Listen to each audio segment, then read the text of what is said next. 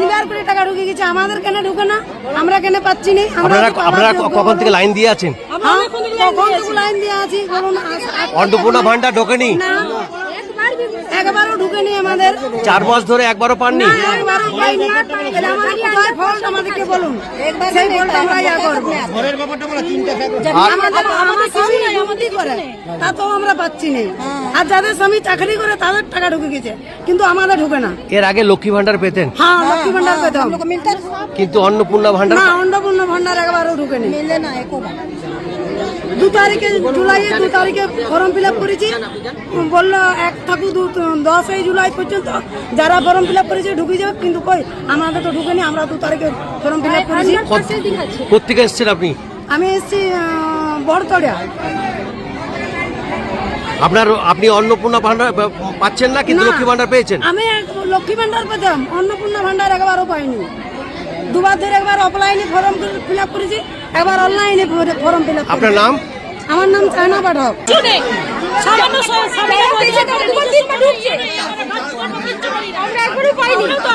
কত কষ্ট করে 8টা থেকে লাইনে দাঁড়িয়ে আছি, পেয়েছেন লাইনে দাঁড়িয়ে দাঁড়িয়ে থেকেও আমরা একবারও পাচ্ছি না।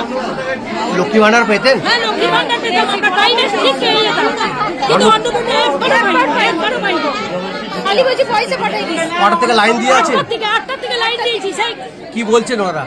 এখন তো লাইনই পাইনি, সেই 8টা থেকে লাইন দিয়ে এখনো লাইন পাইনি। ওখানে কি হচ্ছে সেটা তো আমরা জানি না।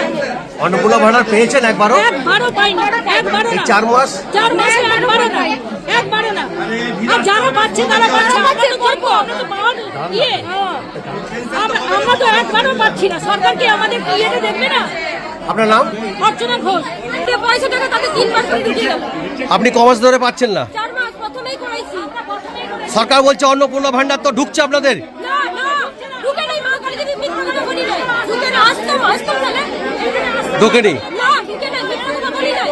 আপনি ক মাস ধরে আসছেন? এখানে 3 দিন ধরে আসছি, এখানে আসছি 3 মাস ধরে। আপনি একবারও পাননি? একবার পাইনি। লক্ষ্মী ভান্ডার পেতেন? হ্যাঁ, লক্ষ্মী ভান্ডার বরাবর পেয়েছি। অন্নপূর্ণা ভান্ডার পাননি? একবারও পাই নাই। মিথ্যা কথা বলি নাই দাদা। কটা থেকে আছেন লাইন দিয়ে? লাইন আমরা 2 দিন ধরে আসছি। লাইনের পর লাইনের পর লাইন। কিন্তু টাকা ঢুকছে না।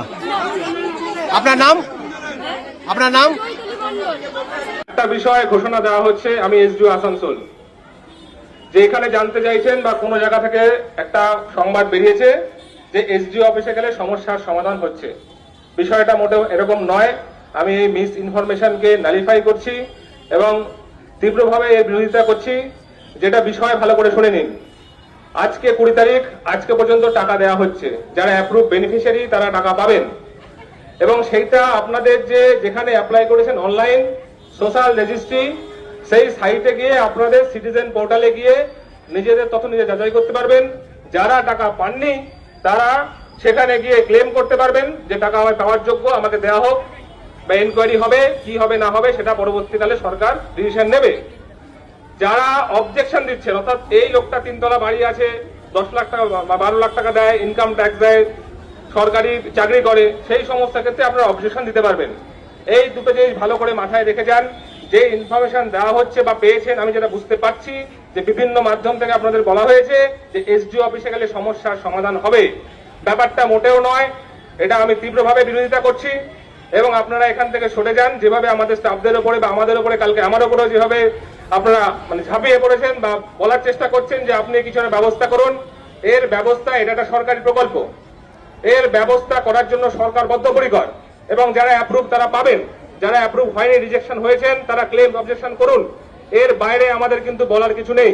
আমাদের স্টাফরা সেটাই এতক্ষণ ধরে বোঝানোর চেষ্টা করছে, কিন্তু আমাদের লিমিটেড স্টাফ ক্যাপাসিটি নিয়ে এতগুলো মানুষকে বোঝানো সম্ভব নয়।